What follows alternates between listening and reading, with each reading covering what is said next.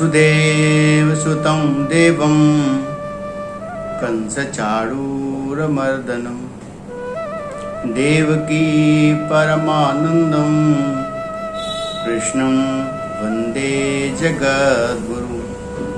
सर्वोपनिषदो गावो दुग्धा गोपालनन्दनः पार्थो वत्स सुधीर्भोक्तः दुग्धम गीतामृतम महत। बोलिए कृष्ण कन्हैया लाल की जय। अकारण करण करुणावतार भक्तवांछा कल्पतरु पीताम्बरधारी श्री श्याम सुंदर, जिनकी असीम कृपा से आप और हम एक बार पुनः श्रीमद् भगवद गीता के अध्याय 2 और श्लोक संख्या 4 के साथ आपके साथ उपस्थित हैं। जीवन में बहुत सी बातें ऐसी होती हैं जिनका कोई समाधान नहीं होता, और जिन बातों का समाधान हम और आप मिलकर नहीं कर सकते, उन्हें ईश्वर पर छोड़ देना चाहिए। संत कहते हैं, शास्त्र कहते हैं कि ईश्वर उन बातों का समाधान बहुत ही जल्दी प्रस्तुत कर देते। भगवान हर उस समस्या के लिए बने हैं जिनका समाधान मनुष्य नहीं कर सकता। हम आप ईश्वर को अपनी सब चिंताएं, सब समस्याओं को सौंपकर निश्चिंत हो जाना चाहिए। तो आइए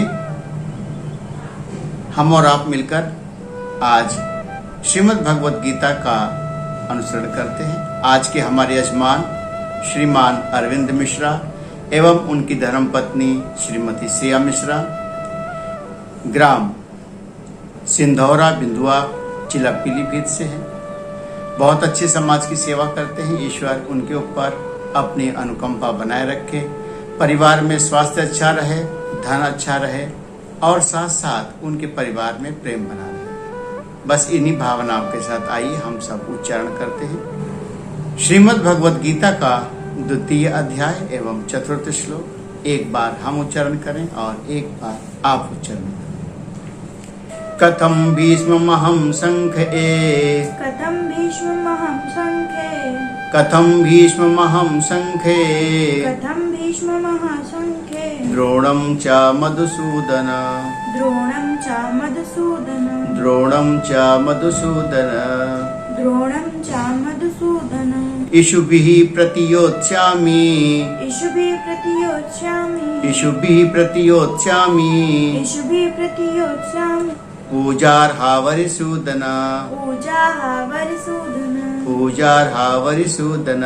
पूजार्हावरिसूदन। भगवान श्री कृष्ण अर्जुन से संवाद करते हैं और अर्जुन भगवान को अपनी बातें बताते हैं। भगवान के सन्मुख कहते हैं कि हे प्रभु, ये बताओ कि अहंकार का शमन करने वाला, अहंकार को हटाने वाला एक परमात्मा ही तो है। मैं रणभूमि में भीष्म पितामह और आचार्य द्रोण, इनसे युद्ध कैसे करूंगा, क्योंकि ये दोनों मेरे पूजनीय हैं। भगवान सबको बार बार समझाते हैं कि कोई भी पूजनीय हो, कोई भी आपका अपना हो, यदि वह अपने ही आपके जीवन में कांटे बोते हैं तो हमें उनसे भी सावधान रहना चाहिए। या तो जिन स्वजनों से हमें असुविधा हो रही है, उन यजमानों का, उन स्वजनों का, उन परिजनों का हमें परित्याग कर देना चाहिए, या उनसे बहुत दूरी बना करके अपने स्थान का परिवर्तन कर लेना चाहिए। हमने ऐसा सुना है कि महिमा घटी समुद्र की, रावण बसो पड़ोसी। आप किसी भी ऐसी संगति में न जाएं जहां जाकर के आपको अपयश मिले। महापुरुष कहते हैं, संगति में चल रहे हैं, भीड़ में चल रहे हैं, 100 लोगों का साथ है और 100 लोगों में कोई व्यक्ति ऐसा है जो दुर्गंध फैला रहा है, तो 100 लोगों को मिलकर क्या करना चाहिए? उस व्यक्ति को उस समूह से बाहर कर देना चाहिए। दुसंगः सर्वथा त्याज्य।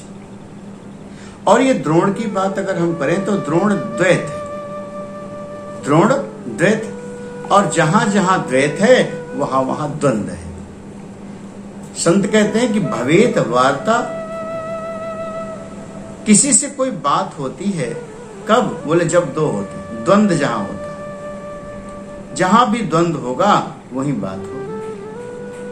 और बात ना करने का क्या तरीका है?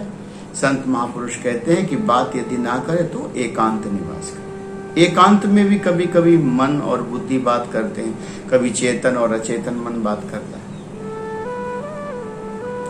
तो हमें इन दोनों से, द्वंद से और द्वैत से और द्वेष से, तीनों से यदि हम बच गए तो हम अपने आत्मचिंतन में लग जाए। बहुत से संतों को हमने देखा कि वो भीड़ में भी एकांत रहते, और बहुत से लोगों को हमने देखा वो एकांत में भी भीड़ में ही रहते। उनके मन में हलचल चला करती, क्या होगा, कैसे होगा, कब करेंगे, क्या होगा। संत कहते हैं कि देखो, यदि अध्यात्म पथ पर चल रहे हैं तो उसमें न बंधुर न मित्रम गुरुर नैव शिष्य चिदानंद रूपा शिवोहम शिव, न मातर न भ्रातर। परिवार का कोई व्यक्ति केवल आपको स्वजन, केवल आपको परिजन, केवल आपको सेवा करने के लिए कुछ सालों के लिए, कुछ समय के लिए मिले हुए, तो इनकी हमें क्या करना है? सेवा। धन क्या है कि धन आपको कुछ समय के लिए संभालने और खर्च करने के लिए मिला होगा, तो चाहे आप संभालें, इकट्ठा करके रखें, चाहे खर्च कर दें, असमय में ये धन काम नहीं आता। असमय में आपके द्वारा किया हुआ पुण्य काम आता है, नहीं तो धन रखा का रखा रह जाता है और आदमी के प्राण निकल जाते हैं। क्या करना चाहिए? बोले यदि जीवन में कुछ करना ही पड़े तो हमें पुण्य करना चाहिए। पुण्य, किसी को सड़क पार करा देना, कोई भूखा हो उसे भोजन करा देना, कोई रोगी हो तो उसे चिकित्सक के पास पहुंचा देना। बड़े बड़े सपने नहीं देखना चाहिए। यदि आपको बड़ा अस्पताल बनाने की इच्छा है और अस्पताल नहीं बना पा रहे हैं, क्या करें?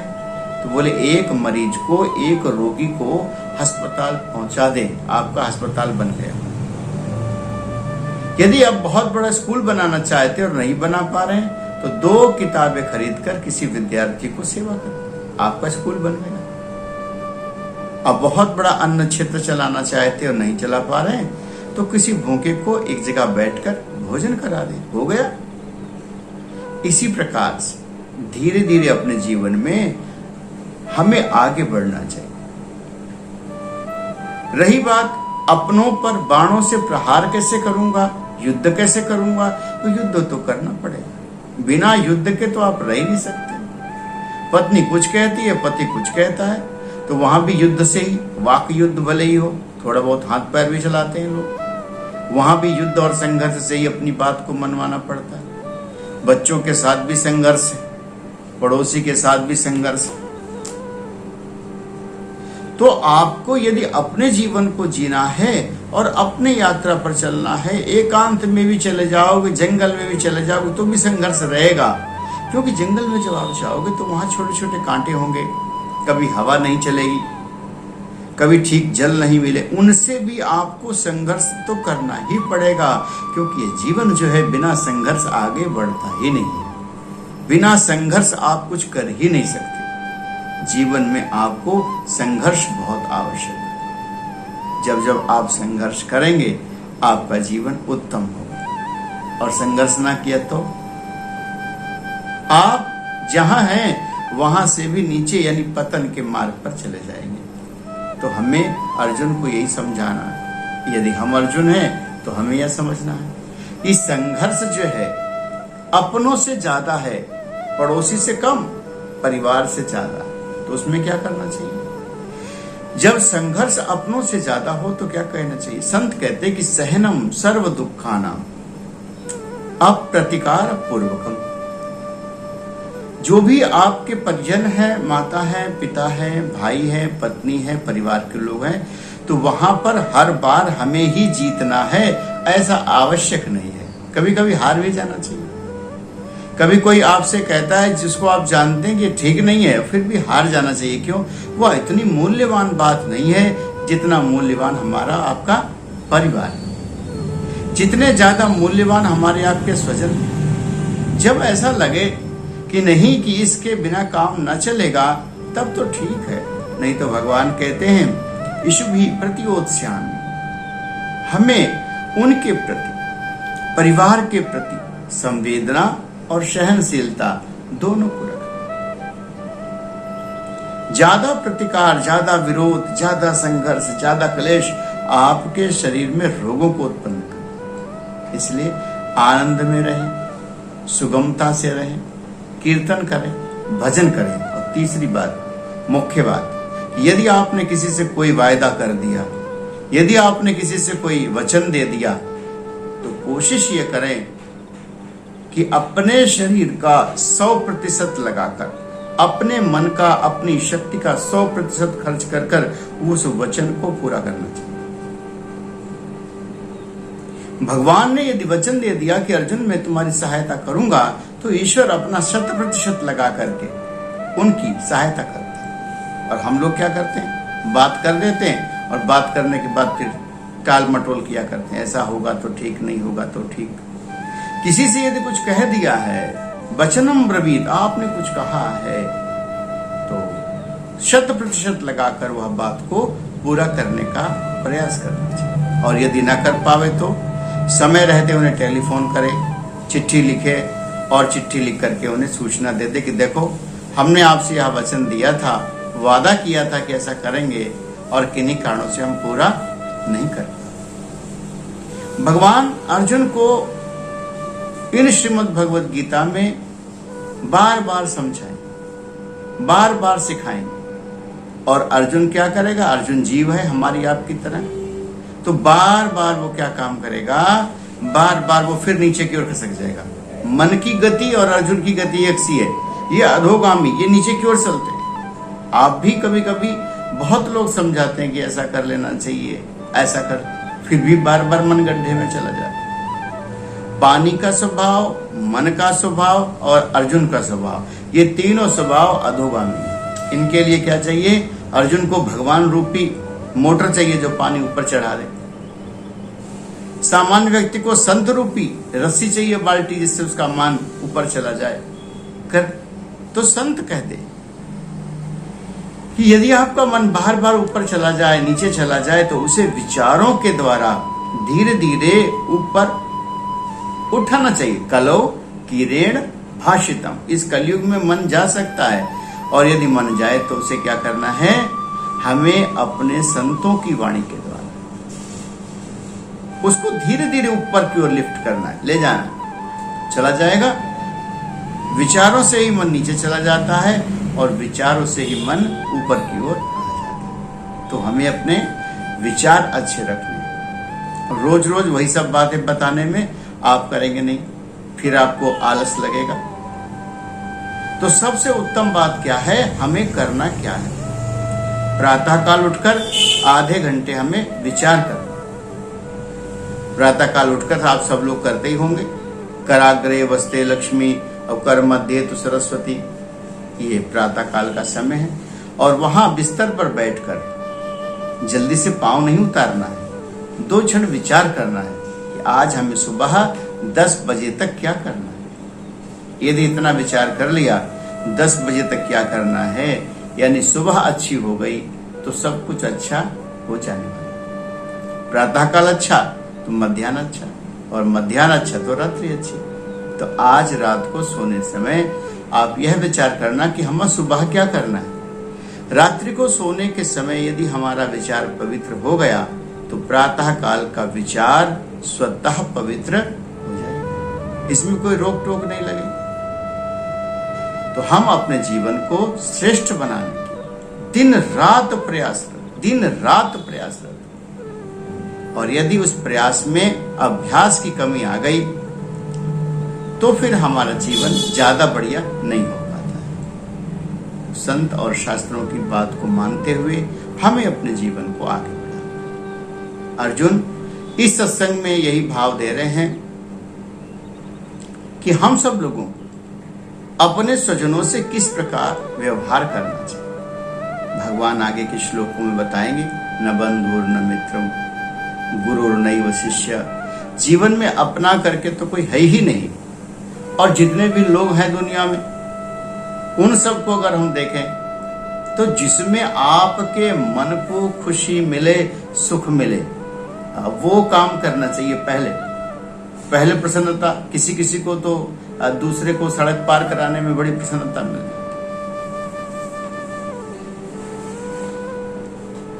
और किसी किसी को चींटा चींटी को मारने में सुख मिलता। तो बस यहाँ पर जो काम है उसे विवेक से एक बार तौल ले कि ये जो हम हिंसा करते हैं, आप देखते हो कि त्योहार दूसरे लोगों का रहा तो उसमें किस प्रकार से लोगों ने हिंसा किया, जीवों को मार दिया, उन्हें खा लिया बना करके। तो सबकी खुशी, सबकी प्रसन्नता अलग अलग है, लेकिन श्रीमद् भगवद गीता उसमें भगवान ने समझाया कि हिंसा का स्थान केवल वहां है जहां अन्याय हो रहा। अन्याय जहां पर भी हो और वहां पर की गई हिंसा पुण्य कहलाती है। किसी छोटी बिटिया को कोई उठाए लिए जा रहा हो और आप कहो हम तो अहिंसक हैं, आप उसकी जान भी ले सकते हैं, ये हिंसा नहीं है, यह तो उसको बचाने की। अहिंसा परमो धर्म है, लेकिन हमें अपने जीवन में धर्म की रक्षा करने के लिए हमें कभी कभी हिंसा करनी पड़ जाए, किसी को डांटना पड़ जाए, किसी को मारना पड़ जाए, वह हिंसा नहीं, वो धर्म है, करना चाहिए। तो आज भगवान अर्जुन को यह बात समझाएंगे कि चाहे द्रोणाचार्य हो या भीष्म पितामह, कृपाचार्य हो या अन्य कोई जो भी सामने आया है, यदि अगर वह अधर्म पर है तो पहले हमें उसे समझाना है। समझाने से मान जाए तो बड़ी अच्छी बात, प्रलोभन से मान जाए तो उससे अच्छी बात। जब समझाने से और प्रलोभन से ना समझे तो हमें वहां से हट जाना चाहिए, लेकिन हटने के बाद भी वह आपका पीछा करे और फिर प्रताड़ित करे, आपकी संतति, आपके परिवार पर आक्रमण करे, तो फिर हमें हिंसा अपनानी चाहिए। धर्म हिंसा तथैव च, धर्म की रक्षा के लिए और धर्म के अनुसार हमें हिंसा करनी चाहिए। तो ये सारी बातें आज के श्लोक में बताई गई। हम भी अपने जीवन में अहिंसा धारण करेंगे, लेकिन जब कोई हमारे परिवार पर कोई आक्रमण करेगा, हमारी अभिमान पर, हमारी अस्मिता पर प्रहार करेगा, तो हम चुप बैठने वाले नहीं। धर्म हिंसा तथैव च, उनको उनसी के शब्दों में जवाब देना भी हमें आना चाहिए। ये आपकी सामर्थ्य है। भगवान राम ने समुद्र के सामने प्रार्थना किया, लेकिन जब उनकी प्रार्थना नहीं सुना तो विनय न मानत जलत जड़ और गए तीन दिन बीत, बोले राम सको तब बिनु भय होई न प्रीति। तो जब तक शांत हैं तब तक शांत है। धर्म हिंसा तथैव च, भगवान कहते हैं देखो सावधानी पूर्वक अपने कर्तव्य का पालन करो। आज का श्लोक यहीं पर विश्राम ले रहा है। अगले श्लोक में फिर हम लोग चिंतन करेंगे, आगे की बात का हमें चिंतन करना है। तो बड़ी सुंदर बात हम लोगों ने सुनी। आज के हमारे यजमान श्रीमान अरविंद मिश्रा एवं उनकी धर्मपत्नी श्रीमती सिया मिश्रा बहुत अच्छे भाव से ग्राम सिंधौरा बिंदुआ से, पीलीभीत जिला से उन्होंने आग्रह किया। तो उनके परिवार में सदैव प्रसन्नता बनी रहे। बहुत बहुत आशीर्वाद, शुभकामनाओं के साथ आज के लिए इतना ही। राधे राधे।